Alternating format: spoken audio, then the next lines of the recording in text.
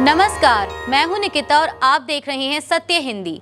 एक नजर डालते हैं अब तक की सुर्खियों पर। अमेरिका के राष्ट्रपति डोनाल्ड ट्रंप के भारत और पाकिस्तान संघर्ष के दौरान 5 लड़ाकू विमान मार गिराने के दावे पर लोकसभा में नेता प्रतिपक्ष राहुल गांधी ने सवाल खड़े किए हैं।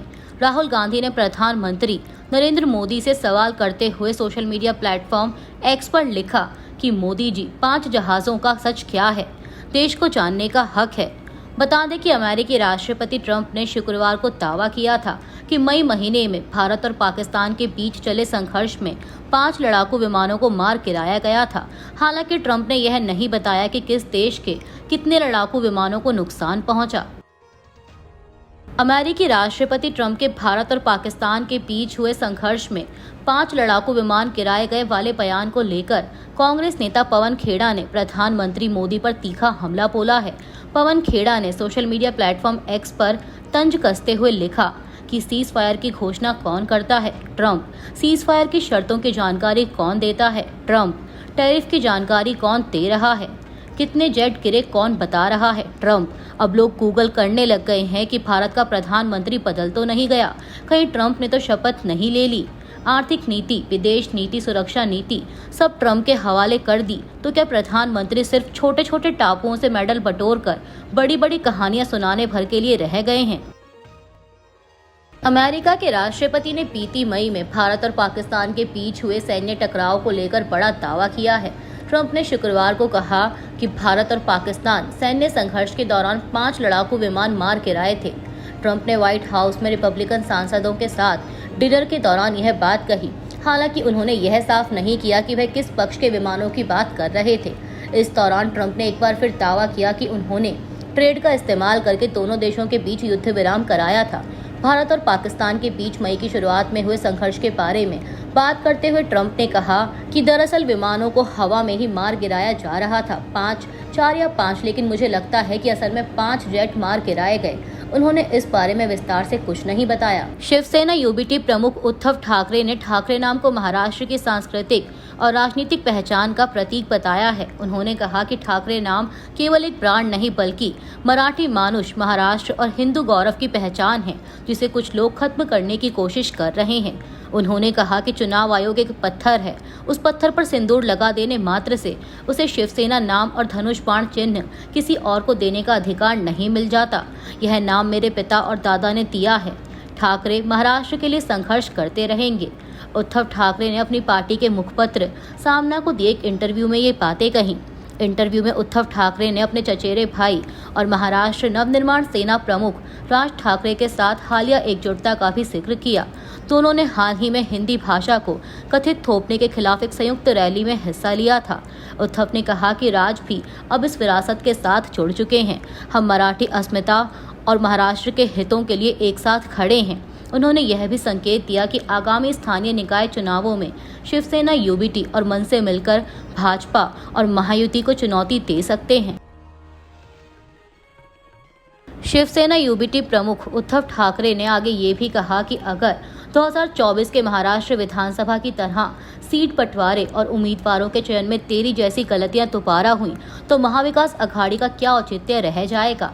उन्होंने कहा कि 2024 के लोकसभा चुनाव में एमवीए के प्रभावशाली प्रदर्शन के बाद का उत्साह विधानसभा चुनाव के दौरान पार्टियों के खुद के जीतने पर केंद्रित व्यक्तिगत अहंकार में बदल गया, जो अंततः उनकी हार का कारण बना।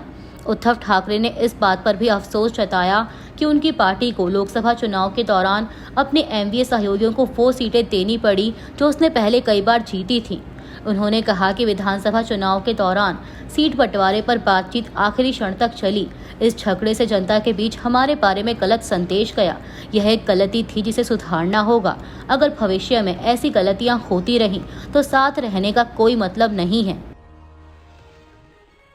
अमेरिकी राष्ट्रपति डोनाल्ड ट्रंप ने हाल ही में वॉल स्ट्रीट जर्नल यानी WSJ और इसके मालिक रूपर्ट मर्डोक के खिलाफ 10 अरब डॉलर लगभग 86,000 करोड़ रुपए का मानहानि का मुकदमा दायर किया है।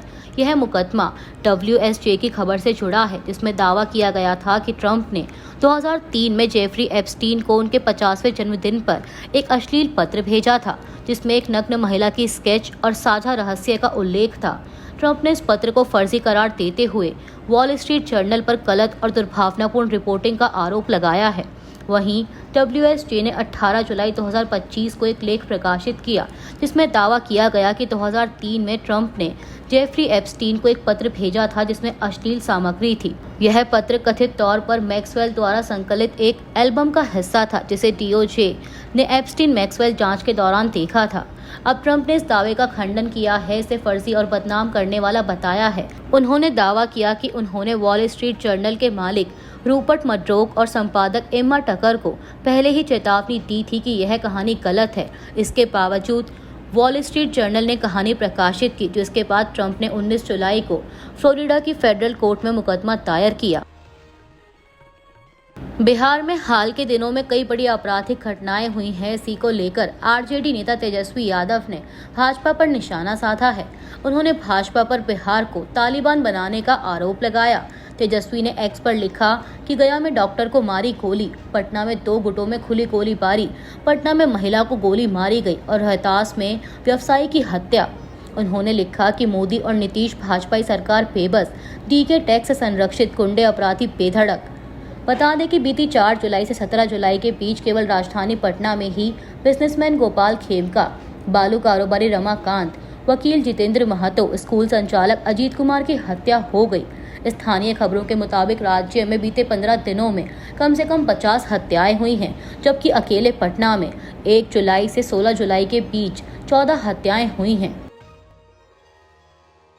बिहार में चुनाव आयोग द्वारा चलाए जा रहे विशेष गहन संशोधन यानी SIR प्रक्रिया को लेकर विवाद बढ़ता ही जा रहा है।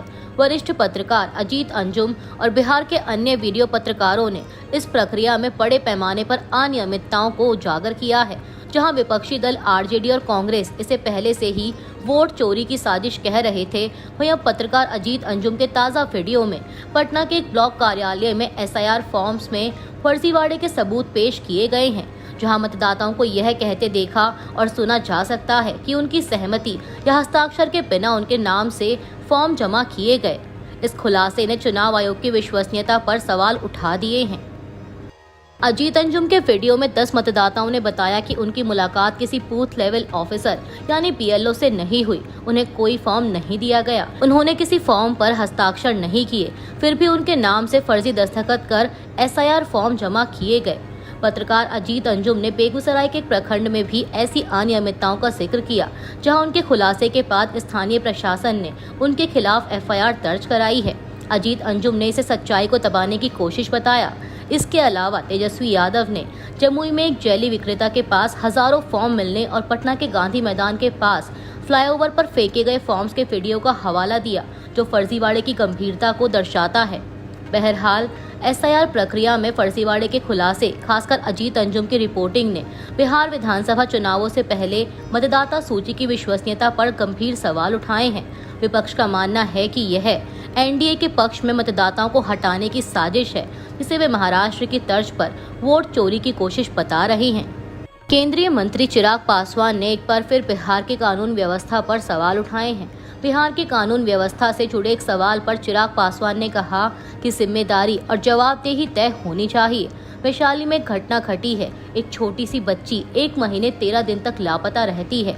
स्थानीय प्रशासन 1 महीने 13 दिन तक उस बच्ची को तलाश नहीं पाया। क्या मोबाइल फोन की लोकेशन से बच्ची को तलाशा नहीं जा सकता था? जब तक जिम्मेदारी तय नहीं होगी, जवाबदेही तय नहीं होगी, आपराधिक घटना ऐसे ही घटती रहेंगी। बता दें कि चिराग पासवान बिहार में भाजपा और JDU की अगुवाई वाले NDA गठबंधन का हिस्सा हैं, लेकिन हाल ही में कई मौकों पर चिराग पासवान ने नीतीश कुमार की सरकार पर सवाल उठाए हैं। यूरोपीय संघ ने शुक्रवार को रूस के तेल निर्यात पर नए प्रतिबंधों की घोषणा की। इससे गुजरात के वडीनार में नायरा एनर्जी की रिफाइनरी भारत में पहली बार पश्चिमी प्रतिबंधों के दायरे में आई है। इन प्रतिबंधों का मकसद रूस के युद्ध प्रयासों के लिए धन की आपूर्ति को रोकना है।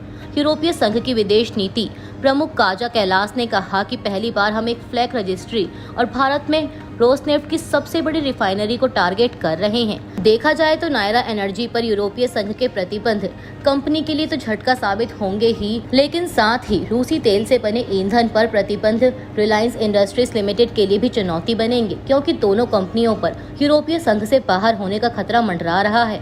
भारत ने यूरोपीय संघ के प्रतिबंधों पर कड़ा विरोध जताया है। विदेश मंत्रालय के प्रवक्ता रणधीर जायसवाल ने कहा कि भारत किसी भी एक तरफा प्रतिबंध उपायों को स्वीकार नहीं करता। हम एक जिम्मेदार देश हैं और अपनी कानूनी जिम्मेदारियों के प्रति पूरी तरह प्रतिबद्ध हैं। उन्होंने ऊर्जा सुरक्षा को भारत के नागरिकों की मूलभूत जरूरतों को पूरा करने की सर्वोच्च प्राथमिकता बताया और ऊर्जा व्यापार में दोहरे मापदंडों की आलोचना की। भारत ने इस प्रकार के प्रतिबंधों पर दोहरा मापदंड अपनाने का आरोप लगाया है। भारत का तर्क है कि जब यूरोप स्वयं वर्षों तक रूस से सस्ती गैस और तेल लेता रहा, तब विकासशील देशों पर इस तरह का दबाव न्याय संगत नहीं है। भारत पहले भी कह चुका है कि वह अपनी ऊर्जा सुरक्षा के लिए विकल्पों की आज़ादी बनाए रखेगा। पंजाब की मशहूर गायिका और खरड़ विधानसभा सीट से आम आदमी पार्टी विधायक अनमोल गगन मान ने अपने पद से इस्तीफा दे दिया है। साथ ही उन्होंने राजनीति छोड़ने का भी ऐलान किया। अनमोल गगन मान ने इसकी जानकारी सोशल मीडिया प्लेटफॉर्म एक्स पर दी। उन्होंने लिखा कि भारी मन से लेकिन मैंने राजनीति छोड़ने का फैसला किया है। स्पीकर साहब को विधायक पद से दिया गया मेरा इस्तीफा स्वीकार किया जाए। उन्होंने कहा कि मेरी शुभकामनाएं पार्टी के साथ हैं। मुझे उम्मीद है कि पंजाब सरकार जनता की उम्मीदों पर खरी उतरेगी। बता दें कि अनमोल गगन मान 2022 में विधानसभा चुनाव जीतकर खरड़ विधानसभा सीट से विधायक बनी थी। अभी के लिए इतना ही। बाकी की देश दुनिया की बड़ी खबरों के लिए जुड़े रहिए सत्य हिंदी के साथ।